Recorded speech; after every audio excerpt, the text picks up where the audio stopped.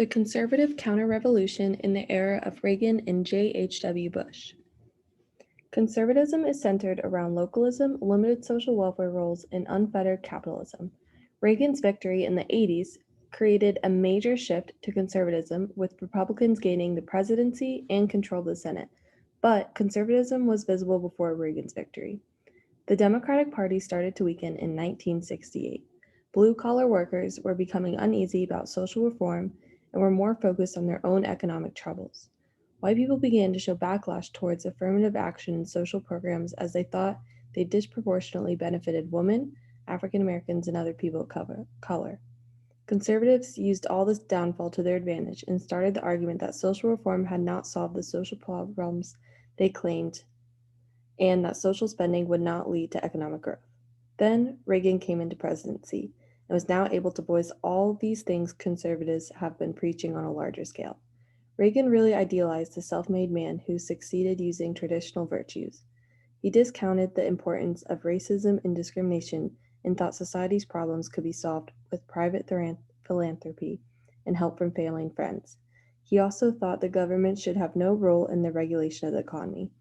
All these ideals can be summed up to three major themes: lowering taxes, increasing America's defense, and cutting social spending.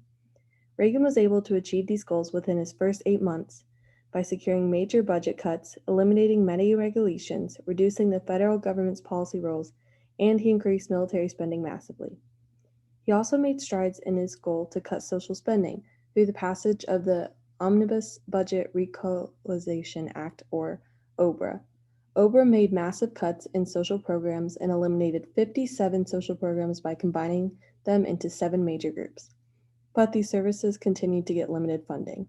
The tax cuts Reagan made increased economic inequality by granting larger tax cuts to affluent people than to the middle and working class Americans, all while society programs for the poor were being decimated. However, Reagan soon began to lose his momentum, with 2 major contributing factors. His administration split into 2 factions, and a deep recession hit America in 1981 and continued through 1983. People began questioning his economic policies, and as people lost their jobs, they began to understand the plight of poor people and the importance of social programs that helped poverty. Reagan's second term became a stalemate. Tax reform became his central issue, and social reformers were able to gain some small victories like the Family Support Act of 1988 and Congress being able to stop Reagan's demands for further cuts to social programs. There's a lot that can be learned from the rise of conservatism. It is clear that conservatives tend to reject programs that work to equalize groups within America. They use a blocking strategy to prevent this social reform and social programs from going into action. The main economic policy they hold benefits the upper class and hurts the middle and working class. Tax cuts seem like a good idea, but in reality, they provide bigger tax cuts for the rich and end up putting the lower classes into worse poverty. Reagan was so focused on the American economy and making sure the military had adequate funding that he neglected the people that truly needed help and reform: women, people of color, immigrants, the poor population, and the lower classes.